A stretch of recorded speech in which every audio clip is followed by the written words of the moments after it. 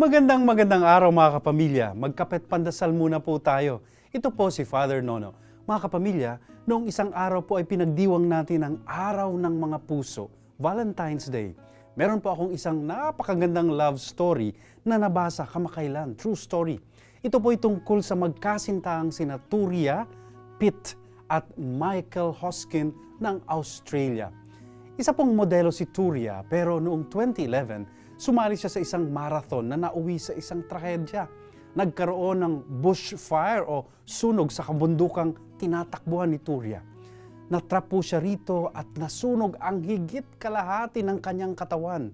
Matagal na naratay sa ospital si Turia at sa buong panahong ito, inalagaan siya ng kanyang kasintahang si Michael.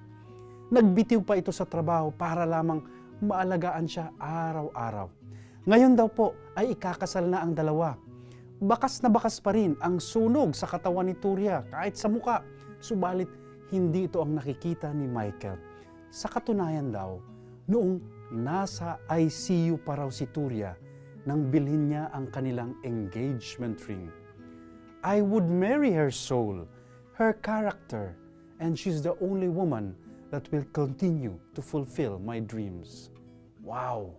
Yan ang tunay at dakilang pag-ibig, mga kapamilya, tulad ni na Michael Hoskin, naway matuto rin tayong magmahal ng tunay at dalisay. Amen.